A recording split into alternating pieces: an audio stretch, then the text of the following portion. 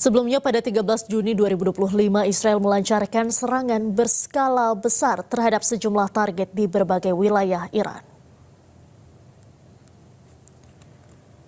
Serangan yang dilakukan pasukan pendudukan Israel dan Mossad menargetkan fasilitas nuklir, instalasi militer, dan kediaman pribadi pejabat tinggi Iran. Hal ini menyebabkan kerusakan pada situs-situs nuklir utama dan menewaskan para pemimpin militer tertinggi Iran. Serangan ini merupakan yang terbesar terhadap Iran sejak Perang Iran-Irak 1980 hingga 1988.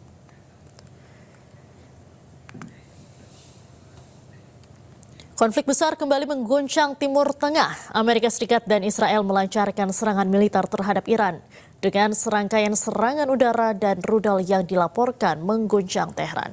Untuk membahas dampak dan implikasi kejadian ini, kita terhubung dengan Duta Besar Republik Indonesia untuk Iran tahun 2012 hingga 2016, Bapak Dian Wirangjurith. Selamat malam, Pak Dian. Selamat malam, Mbak Diandra. Suara saya jelas? Sudah jelas, Bapak. Bapak, Trump secara terbuka ini menyampaikan serangan ke Iran hari ini merupakan gabungan dua negara, yaitu Amerika Serikat dan Israel. Artinya ini Israel berhasil menyeret Amerika Serikat untuk perang terbuka, Pak? Terima kasih, Mbak Diandra. Tolong ingat yang perang bulan Juni yang lalu. Itu Israel yang memulai. Tapi karena ditangkal dan diserang balik oleh Iran, Israel minta bantuan induknya, Amerika Serikat. Nah, sekarang belajar dari itu mungkin Israel paham bahwa Iran tidak bisa dianggap remeh karena bisa membalas dan bahkan menyerang balik. Nah, sekarang ini terbukti bahwa memang Amerika dan Israel itu tidak bisa dipisahkan. Mereka memang selalu bersekongkol dalam menghadapi atau membuat narasi tentang ancaman Iran. Seperti yang tadi di video disampaikan oleh Presiden Trump itu. Buat saya sebagian besar yang disampaikan Trump itu jelas bohong itu.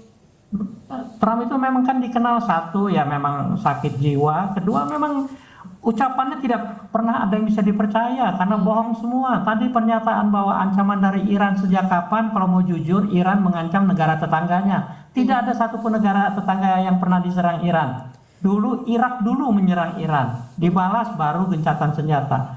Kemarin itu jelas Israel yang memulai, dibalas dengan bantuan Amerika, dibalas dengan Iran. Sekarang juga Iran tidak akan tinggal diam. Tapi saya mau ingatkan, apa yang disampaikan Trump itu semua yang sebagian besar bohong. Ancaman bukan dari itu, tidak benar. Ada apa namanya ribuan orang Amerika di Iran mau disuruh keluar. Sejak kapan ada orang Amerika di sana? Orang mereka tidak punya hubungan diplomatik kok. Yang ada mereka turis mungkin dengan paspor ganda. Itu pun tidak banyak. Yang banyak dari Eropa malah. Baik. Sebagian besar bohong. Nah, berarti kalau misalnya dilihat dari sejarahnya, Iran ini tidak pernah melakukan serangan duluan, melainkan membalas ya, Pak ya? Betul, betul.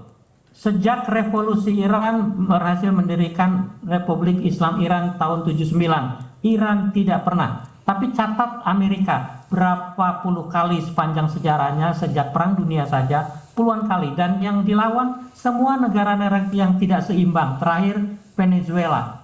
Kalau Venezuela dalam sekejap bisa ditundukkan, silakan coba Iran. Perang bulan Juni lalu membuktikan Iran punya kemampuan yang luar biasa, tidak bisa diremehkan.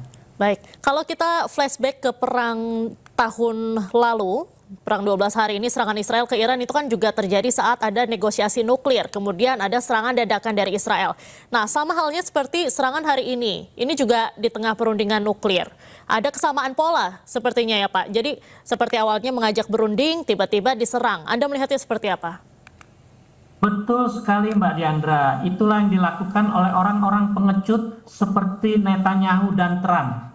Membujuk orang berunding tapi mendadak melakukan serangan. Serangan kali ini double kebiadabannya Netanyahu dan Trump itu yang memang tidak punya akal sehat ya. Dilakukan ketika umat muslim melakukan ibadah bulan Ramadan. Nah, buat saya ini satu pelecehan terhadap agama yang pasti tidak akan dibiarkan oleh Iran. Baik. Menurut Anda, sekutu Iran seperti Rusia dan juga Cina ini akan ikut terlibatkah dalam perseteruan ini? Pertanyaan bagus, Mbak. Tapi begini, kalau melihat skala yang sekarang ya dari yang beredar di video hari ini, serangannya masih terbatas. Kalau dilihat tadi video yang pertama tadi, ada 2 ledakan di tengah kota Iran yang luasnya lebih kurang sama dengan Jakarta kira-kira ya. Itu berarti di tempat-tempat titik-titik yang tertentu masih terbatas. Saya kira Cina dan Rusia juga masih punya masalah dalam negerinya. Cina dan Rusia masih akan mempertimbangkan dengan hati-hati kapan mereka akan masuk. Yang pasti persenjataan mereka sebagian besar sudah dikirim ke Iran. Senjata-senjata canggih baik rudal maupun penangkal rudal, baik pesawat maupun perlengkapan militernya sudah ada di Iran. Iran sudah siap lebih baik daripada ketika bulan Juni. Artinya apa? Kalau skala ini ditingkatkan oleh Israel menjadi lebih besar dan liar, Iran akan melakukan hal yang sama. Hari ini saja sudah dilihat balasannya Iran sudah bisa menjangkau pangkalan-pangkalan militernya Amerika di kawasan. Artinya apa? Sebuah negara yang berdaulat sendirian harus menghadapi 2 negara dengan berbagai macam kehebatan militernya dalam bentuk pangkalan yang tersebar, tapi pangkalan itu pun sudah dalam jangkauan Iran. Artinya apa? Kalau pangkalan, misalnya pangkalan yang dulu di Doha ya, pangkalan udara terbesar di kawasan Timur Tengah, pangkalan Doha itu butuh 1 landasan. Ketika landasannya dibom Iran, tidak ada pesawat yang bisa diterbangkan. Sekarang Iran sudah mulai pamer-pamer gertak-gertak di Laut Oman itu dengan kapal induk. Padahal 1-2 rudal mendarat di kapal induk itu tidak ada satupun kapal terbang yang bisa berangkat untuk menyerang Iran. Artinya apa? Israel dan Amerika masih terlalu gegabah kalau menganggap serangan kali ini akan lebih hebat dan balasan Iran tidak akan dianggap remeh.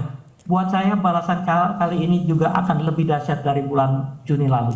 Baik, ini kan serangan dari Iran mencakup pangkalan militer Amerika Serikat yang tersebar di 8 negara Timur Tengah. Ini apakah bisa meningkatkan eskalasi konflik menjadi perang regional atau perang yang lebih luaskah, Pak?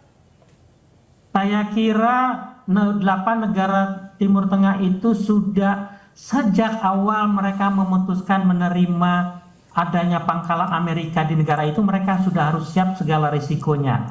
Tapi mengingat perang yang bulan Juni lalu, Qatar saja bisa memahami bahwa Iran sudah meminta izin untuk menyerang pangkalan Amerika di sana, sehingga negara-negara itu diperkirakan akan mengambil cara-cara preemptif untuk menyingkirkan penduduk sipil dari dekat wilayah pangkalan itu. Saya kira sekarang pun dilakukan. Artinya apa? Kalau Iran bisa menyerang pangkalan-pangkalan itu secara akurat di tempatnya, negara-negara itu pasti akan bisa menerima alasan Iran menggunakan itu. Tapi itulah kebusukannya Amerika. Pangkalan-pangkalan itu tersebar memang untuk memancing negara itu terlibat. Tapi saya kira negara-negara teluk masih bisa menggunakan akal sehat untuk menilai langkah Amerika yang memang licik ini. Baik, Bapak, terakhir, apakah dalam kondisi seperti ini evakuasi WNI sudah diperlukan baik di Iran maupun juga 8 negara Timur Tengah yang ada pangkalan militer Amerika Serikat tersebut? Saya kira di setiap negara di mana ada kedutaan besar Indonesia, duta besar kita masing-masing sudah menyiapkan langkah-langkah untuk mengevakuasi, untuk menghadapi segala kemungkinan terburuk jika ada konflik militer. Di Iran saya bisa cerita, saya pun dulu sudah menyiapkan, karena ancaman Amerika ini bukan yang pertama, sudah beratus kali dan tidak pernah dibuktikan. Saya pun sudah menyiapkan rute-rute evakuasi. Nah, yang saya mau sampaikan dari ledakan tadi, saya kira masih terbatas serangan Israel, kecuali kalau memang sudah meluas. Buat saya, duta besar kita pasti siap. Karena apa? Karena kita sudah bisa memahami pola Amerika. Sejauh ini mereka tidak akan menyerang misalnya kota-kota suci seperti Mashhad atau Qom. Karena kalau itu diserang, dampaknya akan lebih luar biasa balasannya Iran. Nah, sejauh ini masyarakat Indonesia lebih banyak tinggal di kota-kota itu. Di Teheran sendiri tidak banyak, hanya berapa puluh warga Indonesia yang di sana dan tinggalnya pun berserakan. saya kira duta besar kita seperti waktu saya dulu sudah mengingatkan mereka dalam situasi darurat apa yang harus mereka lakukan. Baik. Nomor satu, mereka akan lari ke kedutaan kita. Baik, terima kasih Bapak Dian Wirengjurit sudah bergabung bersama kami di iNewsroom. Salam sehat selalu Bapak.